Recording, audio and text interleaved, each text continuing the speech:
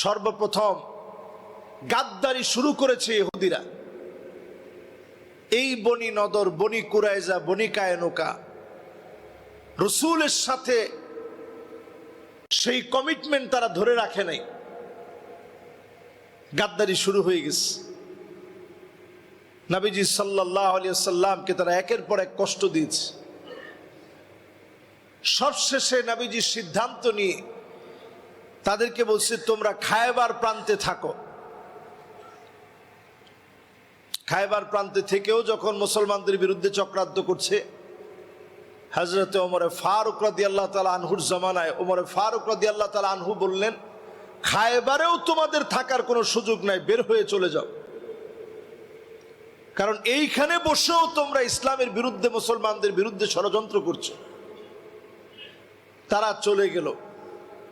মুসলিম ইতিহাসে যে সমস্ত শাহাদাতের ঘটনা আমাদের হৃদয়ের ভিতরে এখনো দাগ কেটে আছে, হযরত ওসমান রাদিয়াল্লাহু তাআলা আনহু কোরআন তেলাওয়াত করতেছিলেন,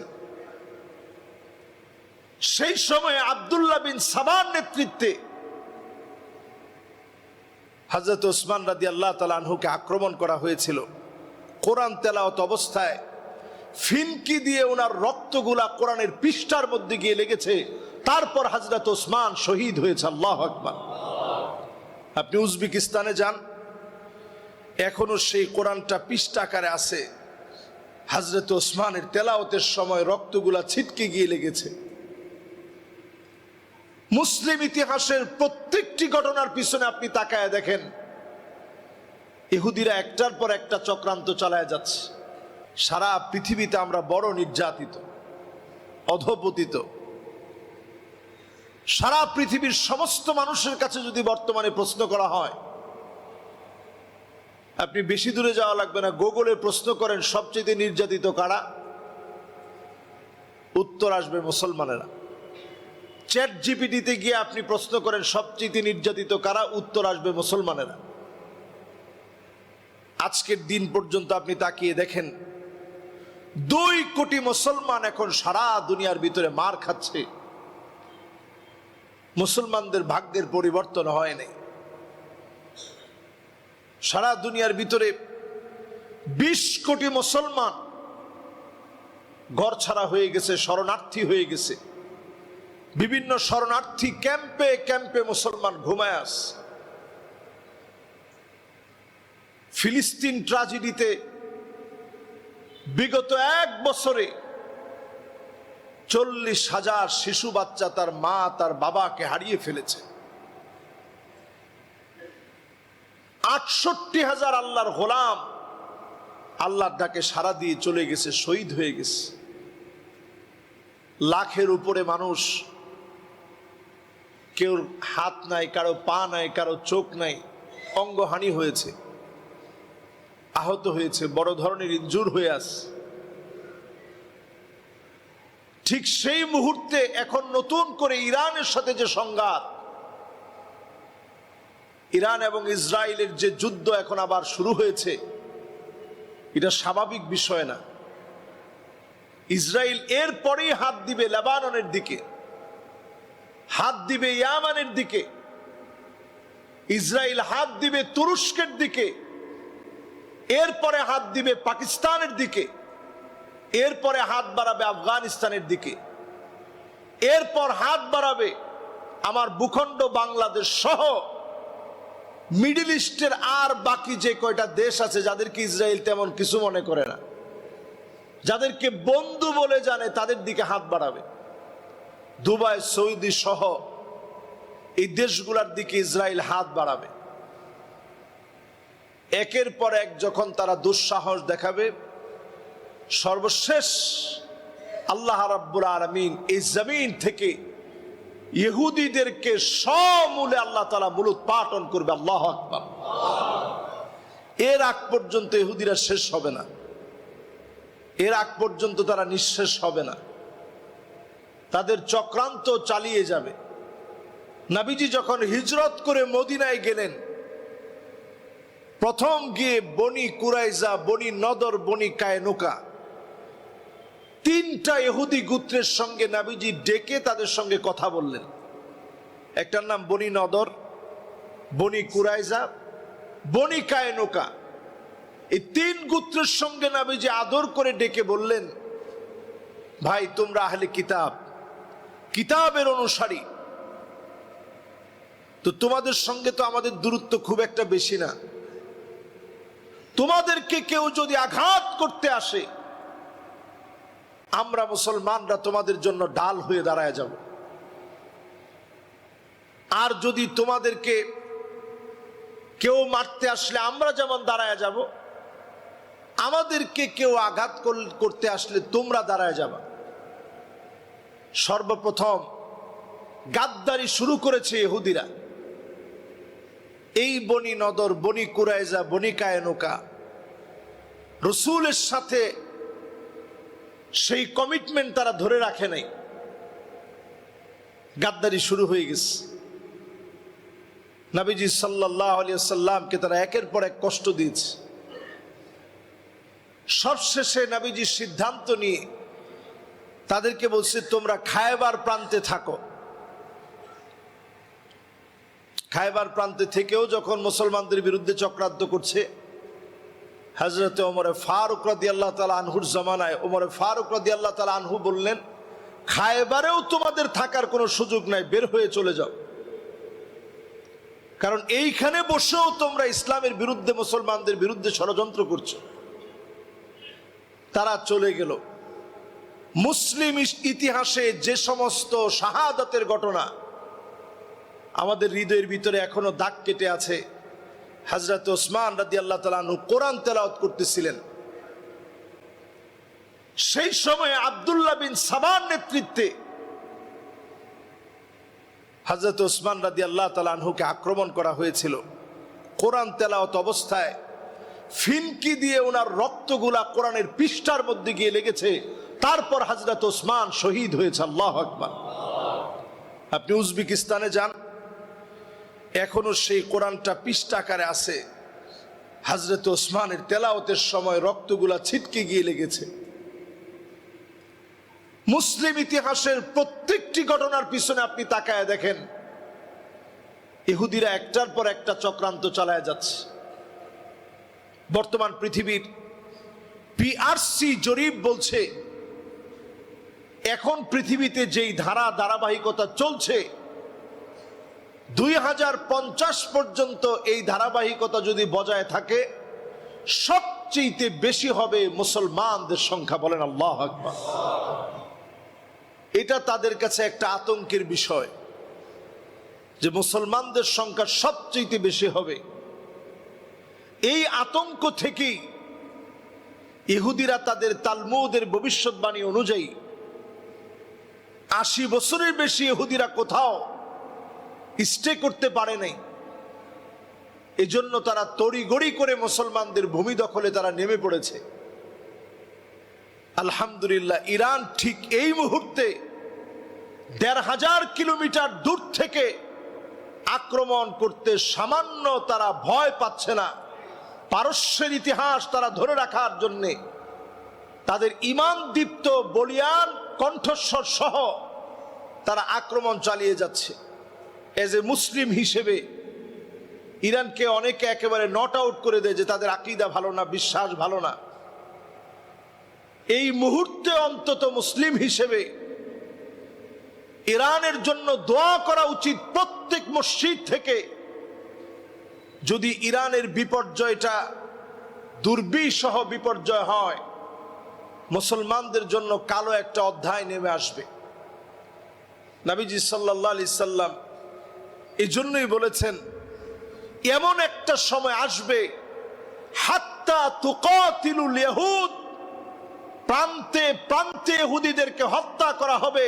ফায়াকুলুল হাজার ওয়ারাই ইহুদি, একটা পাথর পর্যন্ত বলবে আমার পিছনে ইহুদি আছে, এই মুহূর্তে তাকে হত্যা করে ফেলো, জমিনের ভিতরে তার বাঁচার কোনো অধিকার নাই। শুধু একটা মাত্র গাছ বলবে না। চিন্তা করেন, আমি আপনি রাসূলুল্লাহর কথা কতটুকুন মানি আর তারা কতটুকুন মানে। একটা গাছ শুধু বলবে না। এই গাছটা মদিনায় সবচেয়ে বেশি ছিল। বাকিউল গারকাদ,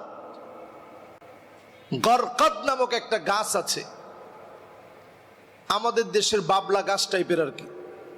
বাবলা গাছ দেখছেন কেউ? এই বাবলা গাছ টাইপের একটা গাছ হচ্ছে গরকদ নামক গাছ। এই গরকদ নামক গাছ আমরা যে জান্নাতুল বাকি বলি, কবরস্থান আছে না মদিনায়, এটার আসল নাম হচ্ছে বাকিউল গরকদ, গরকদ কবরস্থান। এই গরকদ গাছ দিয়ে এই কবরস্থানটা ঢাকা ছিল। নবীজি সাল্লাল্লাহু আলাইহি সাল্লাম বলেছেন, এটা একমাত্র গাছ যেই গাছটা ইহুদিদেরকে শনাক্ত করে তার চিহ্ন বলে দিবে না। একটা পাথর পর্যন্ত বলবে আমার নিচে ইহুদি লুকায় আছে, এখনই তারে হত্যা করে ফেলো। শুধু গরকদ নামক এই গাছটা বলবে না। আপনি একটু হিসাব মিলায় দেখেন, বিলিয়ন বিলিয়ন মার্কিন ডলার খরচ করে ইসরায়েল তার রাস্তা ঘাটে সমস্ত জায়গায়, যে সমস্ত জায়গায় সিকিউরিটি বেশি প্রয়োজন, ওইখানে গরকদ গাছ লাগিয়ে তারা একেবারে ভরপুর করে ফেলছে। তাহলে চিন্তা করেন আমরা কতটুকু রাসূলুল্লাহ সাল্লাল্লাহু আলাইহি সাল্লামের হাদিসের উপরে কতটুকু বিশ্বাস আমরা করি, আর তারা কতটুকু বিশ্বাস করে। তারা এটা নিশ্চিত জানে, আল্লাহর নবী যেই তো বলছে, একটা পাথর পর্যন্ত বলবে ওয়ারাই ইহুদি, আমার পিছনে ইহুদি লুকায় আছে, এই মুহূর্তে তারে হত্যা করে ফেলো। শুধু একটা গাছ বলবে না, ওই গাছের নাম গরকদ। এজন্য ইহুদিরা বলে এটা শাজারাতুল ইহুদ, এটা ইহুদিদের গাছ। এই গাছটাকে তারা সবচেয়ে বেশি পুরা ইসরায়েল জুড়ে এই গাছটাকে রোপণ করেছে। তাদের ধারণা এই সময় যদি আইসেই যায়, অন্তত যেন এই জুব জারওয়ালা গরকতের নিচে আমরা একটু লুকায় থাকতে পারি।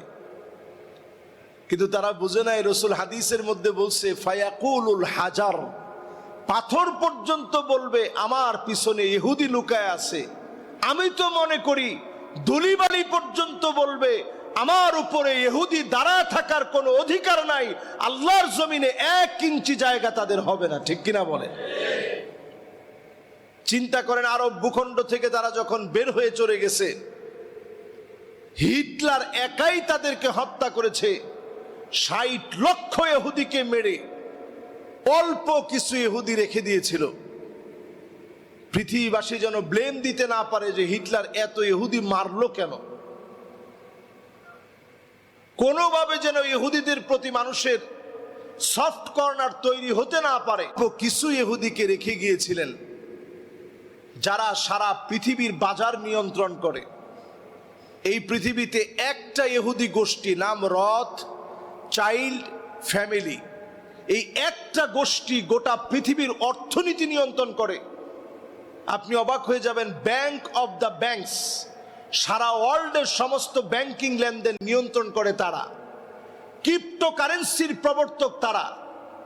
এই যে এখন মানুষ পকেটের ভিতরে টাকা রাখে না, সব টাকা ক্রেডিট কার্ডের ভিতরে। আপনার কার্ডে করে আপনি সমস্ত টাকাগুলো বহন করছেন। এই পদ্ধতির আবিষ্কারক হচ্ছে তারা। মুসলমানের সব সম্পত্তি নিয়ে তারা মুসলমানকে হাওয়া দিয়ে দিয়েছে। হাওয়ার উপরে দুনিয়া চলতেছে। আপনি তাকায় দেখবেন, সমস্ত বিপর্যয় পৃথিবীতে যা আসছে, এদের হাত ধরেই পৃথিবীতে বিপর্যয়গুলো আসছে। যুগে যুগে এই বিপর্যয়গুলো তাদের হাত দিয়ে আসছে। এখনো যদি আমরা মুসলমানেরা সজাগ না হই, মুহররম মাস আসার আগে মুসলমানদেরকে বলতে চাই, অন্তত আমরা যারা অনেক দূরে, হাজার হাজার কিলোমিটার দূরে বসে আছি, আপনি রাসূলুল্লাহর উম্মত, রাসূলের কয়টা সুন্নত আপনি মানলেন একটু হিসাব করেন।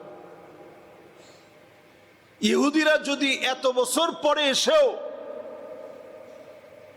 তারা তাদের সংস্কৃতি আদর্শ ধরে রাখার জন্যে, একটু জায়গা ফিরে পাওয়ার জন্যে তারা বলে যে এই পুরো আরবটা তাদের, এই ভূখণ্ড ফিরে পাওয়ার জন্যে তারা দিনের পর দিন মুসলমানদের ঘরে বসে মুসলমানদেরকে মারছে। আমাদের ইমানি হিম্মত দুর্বল হওয়ার কারণে আজকে কোনটা ইহুদিবাদী আদর্শ এটা আমরা চিন্তাও করি না। আমরা মুসলমানেরা অনেক সময় দেখবেন এই 2 আঙ্গুল উঁচা করে এখন ছবি উঠাই। এই 2 আঙ্গুল এটা ইহুদিবাদী গোষ্ঠীর অনন্য সিম্বল, শয়তানের সাইন। এটা বাফেলোর 2টা শিংকে এই 2টা আঙ্গুল ইঙ্গিত করে। তারা বাফেলোর পূজা করে। এই পূজা করার ক্ষেত্রে তারা এই 2 আঙ্গুলকে তারা প্রমোট করেছে। বিভিন্ন গায়ক গায়িকা, নায়ক নায়িকা, সেলিব্রিটিদেরকে দিয়ে এই 2টা আঙ্গুলকে তারা প্রমোট করেছে। এই রথচাইল্ড ফ্যামিলি সারা দুনিয়ার দেখবেন পরিচিত যারা আছে তারা দেখবেন 3 আঙ্গুলকে উঠায়। বিভিন্ন দেখবেন রেসলিং খেলার পরে জন সিনা সহ সবাই এই 3 আঙ্গুল উঠায়। এটা তৃতীয়বাদকে প্রমোট করা হয়। মুসলমানদের সন্তান আমরা অনেকে জানি না, আমরাও 3 আঙ্গুল উঠায় ছবি উঠাই, 2 আঙ্গুল উঠায় ছবি উঠাই। চুল কাটার ক্ষেত্রে নবী করিম সাল্লাল্লাহু আলাইহি সাল্লাম বলেছেন একটা স্টাইল আসবে কিয়ামতের আগে, নাম হবে কাজা। সাহাবায়ে কেরাম বললেন, ইয়া রাসূলুল্লাহ, এটা আবার কোন স্টাইল? আল্লাহর হাবিব বললেন, ডানে চুল থাকবে না, বামেও চুল থাকবে না, পিছনেও চুল থাকবে না, সামনের দিকে লম্বা লম্বা চুল থাকবে। আচ্ছা বলেন তো দেখি, এই স্টাইল কি আমাদের বাংলাদেশে আছে? কি পরিমাণ হবে? সেলুনগুলোতে আপনি গিয়ে দেখবেন যতগুলো স্টাইল দেওয়া আছে অধিকাংশ স্টাইল এটা ইহুদিদের স্টাইল। আমরা মুসলমানরা এটা ফলো করছি। আমরা মুসলিমরা এখন কথা বলার ক্ষেত্রে তাদের রং ঢং, তাদের মতো করে আমরা কথা বলছি। তাদের আবিষ্কার গোটা দুনিয়াকে আজ গিলে খেয়ে ফেলেছে। পৃথিবীর ঠিক এমন একটা সময়ে ইসলাম নিয়ে যারা টিকে থাকবে, বাদা আল ইসলামু গরীবান ওয়া সায়াউদু গরীবান তুবা লিল গুরাবা। ব্যতিক্রমদেরকে দিয়ে আল্লাহ রাব্বুল আলামিন এই জমিনের ভিতরে দিনকে প্রতিষ্ঠা করেছিলেন। অল্প কিছু মানুষকে দিয়ে দিন বিজয়ী হয়েছে, অল্প কিছু মানুষ হিজরত করে গিয়েছে,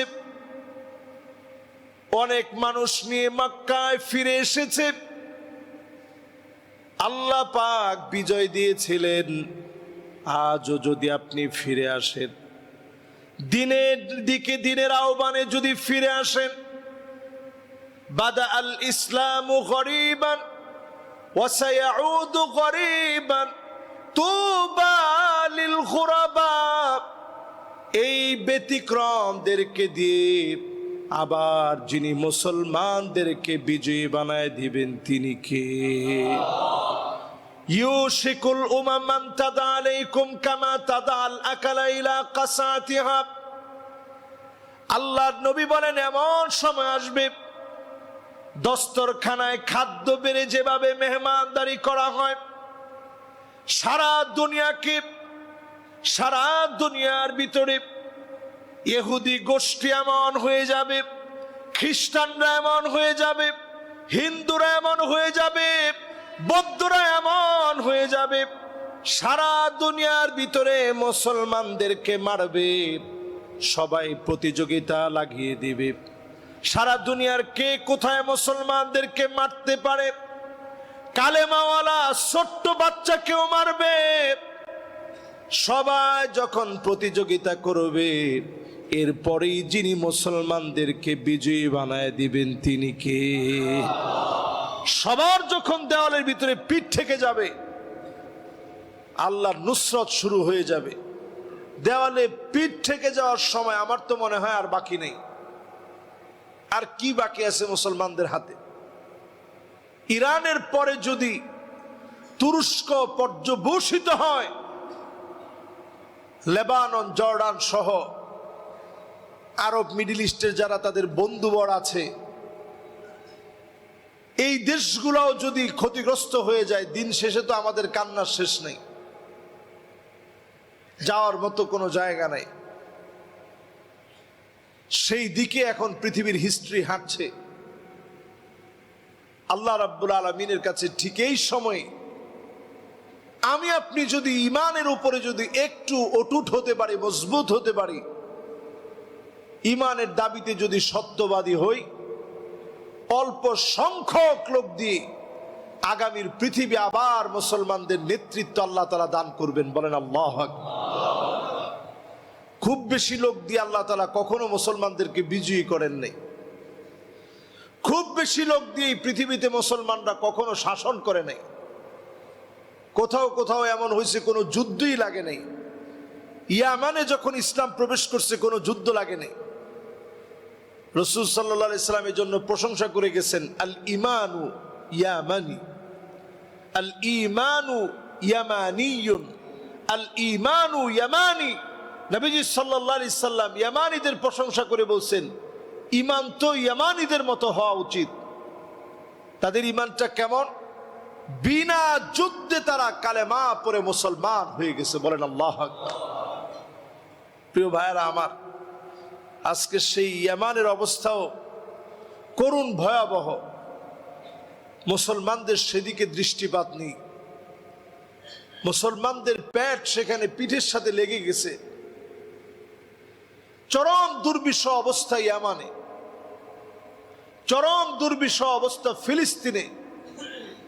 সিরিয়ার অবস্থা বিগত 12টা বছর করুণ থেকে করুণ ছিল। আল্লাহ তাআলা এখন কিছু রকম ভালো রাখছেন, তবে এই ভালো বেশি দিন ইসরায়েল থাকতে দিবে না। নতুন করে তারা সংঘাত তৈরি করবে, সিরিয়াকে যেন কোনোভাবে ক্ষতিগ্রস্ত করা যায়। এই দেশগুলোর নাম বারবার আমি বলছি এই জন্যে, কারণ নবীজি সাল্লাল্লাহু আলাইহি সাল্লাম এই দেশগুলোকে বলছে আকরু দারিল মুমিনিন, মুসলমানদের ফাইনালি আবাসস্থল হবে এই ভূমিগুলা। যেহেতু মুসলমানের আবাস ভূমি হবে এই জায়গাগুলো, এইখানেই মুসলমানদেরকে পাওয়া যাবে। মুসলমানরা সব এই জায়গায় মিলিত হবে, হামাগুড়ি দিয়ে হলেও সেখানে চলে যাবে। এটাকে মাহশার ওয়াল মানশার বলা হয়েছে। মুসলমানরা মিলিত হবে, একত্রিত হবে। এই জায়গাগুলোর ব্যাপারে নবীজি দোয়া করেছেন, আল্লাহুম্মা বারিক লানা ফি শামিনা, আল্লাহ তুমি আমার শামের ভিতরে বরকত দাও। শাম 4টা দেশ নিয়ে, বর্তমান লেবানন, ফিলিস্তিন, জর্ডান, সিরিয়া, এই 4টা দেশ নিয়ে পুরা এই শামটা গঠিত। নবীজি শামের জন্য দোয়া করে গেছেন। এই জন্য ইসরায়েল তার একটাকেও ভালো থাকতে দিবে না। এরপরও যদি আমরা মুসলমানেরা ইসলামের দিকে না আসি, এখনো যদি আপনার বিবেক এতটুকু নাড়া না দেয়, নামাজের দিকে যদি আপনি না আসেন, আল্লাহর আদালতে কেমন করে আমরা জবাব দিব? আল্লাহ পাকের কাছে আমরা কামনা করি, আল্লাহ তাআলা যেইভাবে যুগে যুগে মুসলমানদেরকে বিজয়ের জন্য প্রস্তুত করেছেন, ইমানি হিম্মত দিয়ে আল্লাহ যেন আমাদেরকেও প্রস্তুত করেন। পড়েন আমিন। আল্লাহ যেন আমাদের প্রত্যেককে নামাজি, দিনদার, প্রত্যেককে ইমানদার হিসেবে আল্লাহ যেন কবুল আর মঞ্জুর করেন। পড়েন আমিন। দস্তরখানায় খাদ্য বেড়ে যেভাবে মেহমানদারি করা